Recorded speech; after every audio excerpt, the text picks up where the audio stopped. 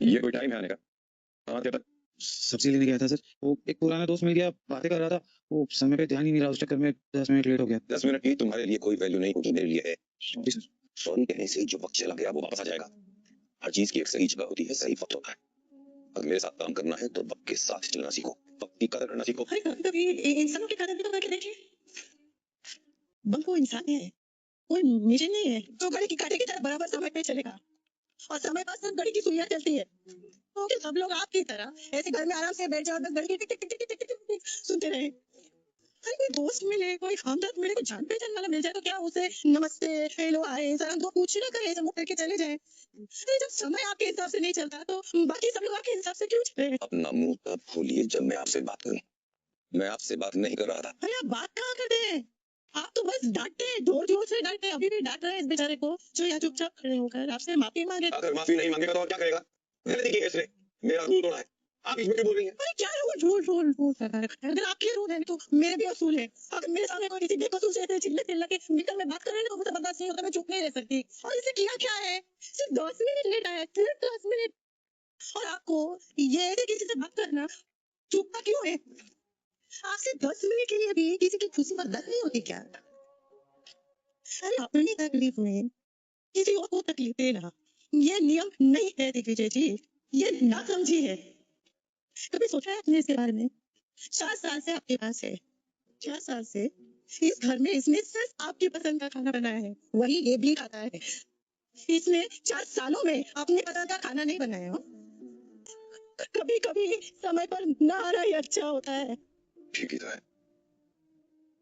कभी कभी वक्त से ना आना ही अच्छा होता है। काश काश मेरी सभी वक्त में नहीं होती। काश मैं उसे प्रार्थना को रोक लेती। काश उस दिन मैंने जिद की होती कि आज मंदिर नहीं जाएंगे। काश प्रार्थना ने मेरी तरफ देखने में देर कर दी होती। उन्होंने कॉन्ट्रैक्ट भेजा। तुमने देख लिया? हाँ मुझे सही लगा। तो बात कर लो। अरे अरे एक बार अमाउंट तो चेक कर लो कितना दे रहे हैं। उससे आपको क्या? जो ऑफर मैं लेके आया था ना उसे तो कम ही दे रहे होंगे। वो किसी बिल्डर की प्राइवेट फंक्शन का ऑफर था, वहाँ ना तो मैं जाऊंगी ना मेरे को फीमेल डांसर जाएगी। एंड अंश मेरे लिए कोई ऐसा वैसा ऑफर लेके नहीं आता है।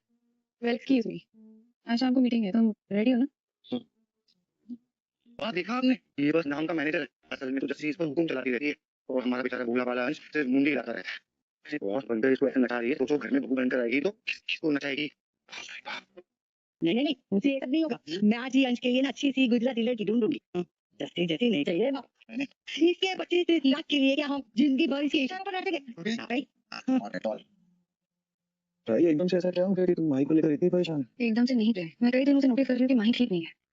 पर कल जो मैंने सुना उसके बाद तो मुझे डर लग रहा है कि गौतम ना माही के साथ भी वही शुरू कर देगा जो वो प्रार्थना के साथ करता था। मास्टर पता नहीं मैं कब उस खान को टैक्सी की सजा दिलवा पाऊंगा। वो इतना माही काट रही है प्रेम, तुमने देख लिया चीजें, क्योंकि वो जानती है कि उसने माही के और ससुराल दोनों में कितने दिल दुखाए हैं। हमने से और भी जब उसे मिलते हैं पूछते हैं, वो कुछ भी शेयर नहीं करती किसी के साथ भी। शायद उसे ऐसा लगता है कि कोई भी उसका साथ नहीं देगा। तो तुम क्या करना चाहते हो? माही को रियलाइज करवाना चाहती हूँ कि वो अकेली नहीं है, उसकी फैमिली उसके साथ है। और उस गौतम को ये रियलाइज करवाना चाहती हूँ कि माही अपने पैरों पे खुद खड़ी हो सकती है, वो फाइनेंशियली इंडिपेंडेंट हो सकती है। You know what, right? मुझे लगता है मैं रोज तुमसे थोड़ा ज्यादा प्यार, तुम्हारी थोड़ी ज्यादा रिस्पेक्ट करने लगा हूं। लेकिन अब कैसे हो सकता है? जो लड़की पहले से ही परफेक्ट हो वो बेटर कैसे हो सकता है? I love you. I love you double triple. Mahi ने तुम्हारे साथ इतना गलत किया, तुम भी तुमसे सपोर्ट कर रही। ये चाइल्ड लाठी कहाँ से हो? मम्मी से मिली है। प्रेम, मुझे बात बताओ, माही ने मेरा क्या बिगाड़ा है? कुछ नहीं, लेकिन काव्या ने मम्मी का घर तोड़ा था। 26 साल की ग्रेस से उजाड़ी थी, लेकिन फिर भी जब वनराज अंकल ने काव्या के साथ गलत किया तो मम्मी ने काव्या को दोष नहीं दिया, उल्टा उनका साथ दिया था। मैंने मम्मी से सीखा है, दूसरों को जज करने के पहले ना उनकी जगह खुद को रख के एक बार देखना चाहिए। तुम्हें पता है, मैं जब भी माही की जगह खुद को रख के देखती हूँ ना तो मुझे उसकी इनसिक्योरिटी समझ आने लगती है। उससे ना कभी माँ का प्यार मिला, ना कभी पापा का प्यार मिला। तुम्हें चाहा लेकिन तुम भी नहीं मिले। आर्यन से शादी हुई, आर्यन भी नहीं रहा। गलती किस्मत और माही दोनों की है। आर्यन को छीन लेना किस्मत की गलती थी, लेकिन गौतम को चुनना माही की। तुम सही कह रहे हो प्रेम, माही भी गलत है, लेकिन इसका मतलब ये नहीं ना कि मैं उसे गौतम के रहम करम पर छोड़ दूंगी। नहीं प्रेम, एक औरत को दूसरे औरत का साथ देना चाहिए, और माही तो मेरी बहन है। साल में एक बार मोमेंट से बनाने से औरतों की हालत नहीं बदलेगी, रोज एक दूसरे का साथ देने से बदलेगी। फिर से लेट हो गए, इन आज ना मेरे बाथरूम का मिरर खराब हो गया था, बंद हो गया था। अच्छा तुम भी चलो ना हमारे साथ। ना बरा, तुम तो कहते हो ना कि मैं तुम्हारी कंप्यूटर हूँ। फिर क्या पता आगे चल के तुम बोलोगे कि मैंने तुम्हारे आइडियाज चुरा लिए। हाँ तो तुम ये सब कर सकते हो, मैं कुछ नहीं कर सकती। अच्छा अब जल्दी जाओ, तुम भी लेट हो जाओगी, मैं भी। Bye bye bye. Hi I am sorry हमेशा की तरह लेट होने के लिए। थैंक गॉड कम से कम आ तो गई। चले चलो। ओह माय गॉड, ये गौतम ये सब कर रहा है। ट्रेन को बता दूं। गाड़ी निकालना बहुत मुश्किल काम है। बचपन से देख रही हूँ, सालों से कर रही हूँ। बहुत केयरफुली करना पड़ता है। इसका जो ऑयल होता है ना, वो फेस और हाथों पे लग जाए तो स्किन जल जाती है, हाथ पे छाले पड़ जाते हैं, इसलिए जल्दी मत कर। जल्दी जल्दी तो करना पड़ेगा, चल रहा है पर ठीक है, मैं सीख लूंगी। और अगर कुछ गड़बड़ हो तो आप लोग थोड़ा सा हट दीजिएगा, पर सिखाते रहिएगा। हाँ हाँ ठीक है। जल्दी करो, एक और गोनी पड़ी है। एक्स्ट्रा पैसे कमाने हैं तो एक और गोनी कर लो। तुम लोगों में से कौन करेगा? मैं करूंगी। ऐसा कैसे करेगा, हाथ पे छाले पड़ जाएंगे। छालों से कोई प्रॉब्लम नहीं है, पर मुझे पैसों की जरूरत है। मैं कर भाई, आप ठीक हैं? सुबह से कुछ खाया नहीं, सीधा काम पे आ गई। अरे ऐसे कैसे खाली पेट, कुछ खा के आना चाहिए था ना। डेली लेबर का काम है, देर हो जाता है तो नहीं मिलता है। तू खा के आई? नहीं, मुझे भी टाइम नहीं मिला। चाय 2 मिनट का एनर्जी ब्रेक लेते हैं और फिर डबल स्पीड से काम करेंगे। तो चल फिर चाय पिला दे। तेरी बोलने से पहले सोच तो लिया था, चाय के पैसे कहाँ है? गाना चाहिए ना, कुछ ना कुछ तो हो ही जाएगा। अगर उनकी कृपा रही तो चाय क्या बिस्किट भी मिल जाएगी, हो जाएगा। आइए भाई, बाय। आज चाय गाना चाहिए, नाच रखिए ना, कहीं से कुछ पैसों का बंदोबस्त कर दीजिए ना। ये ले, दादी बन गई है। बच्ची को तो सब लोग देते हैं, लेकिन मैं दादी को दे रहा हूँ। Thank you Kanha ji, thank you बाबू जी। अरे प्रेम बता क्या बात है? हाँ, बता भी दो कम ऑन काकी, आज का दिन हम दोनों के लिए बहुत ही स्पेशल है। वो आज मुझे इनको पहले तू बता। प्रेम बताओ ना। मोटी बा हाथ आगे कीजिए। मोटी बा रेस्टोरेंट का सबसे बड़ा ऑर्डर मिला है, ये उसका एडवांस है।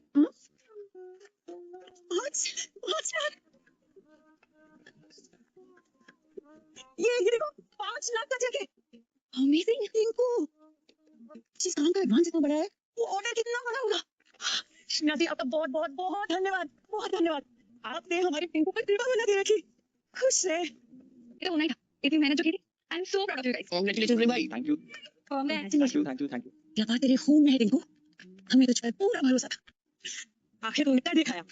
लेकिन मोटी बा ये मैंने अकेले नहीं किया, मैं और प्रेरणा पार्टनर्स हैं। ये कॉन्ट्रैक्ट मुझे प्रेरणा की वजह से मिला। हाय, बोलो तुम्हें भी कुछ कहना था। राही कौन सी वीडियो दिखाओ ना, मुझे दिखा। अरे वाह, तुम्हारी पहली salary. I am so proud of you. Congratulation. Thank you. Rahi की पहली सैलरी।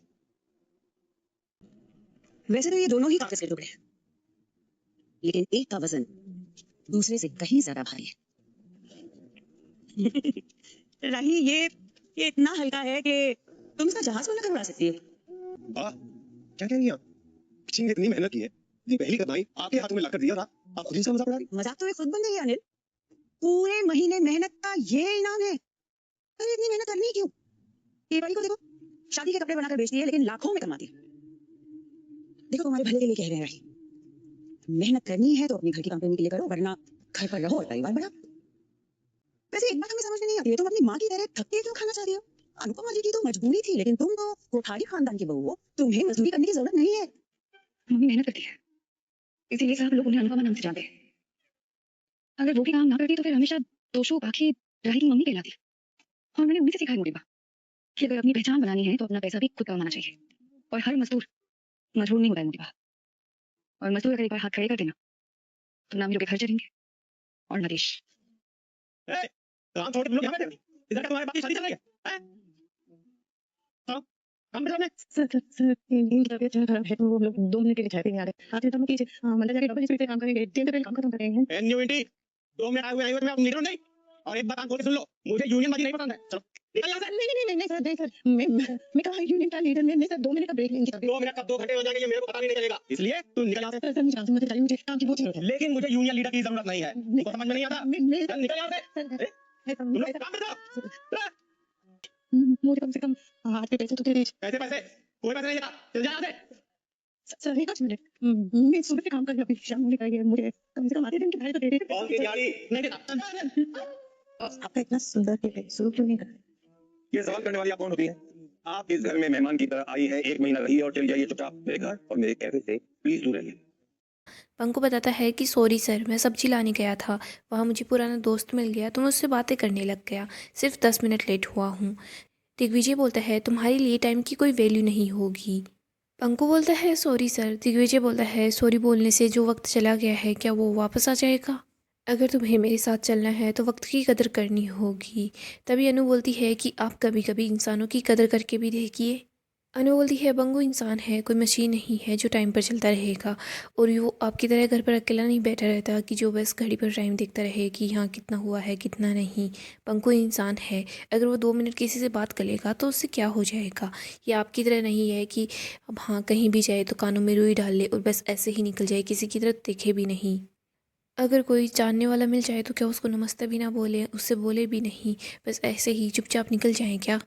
अगर समय ही आपके हिसाब से नहीं चलता तो बाकी सब लोग आपके हिसाब से क्यों चले? अगर समय ही आपके हिसाब से नहीं चलता तो बाकी सब आपके हिसाब से कैसे चलेंगे? दिग्विजय बोलता है अपना मुंह बंद रखो, जब मैं बोलूँ तभी आप बोलना।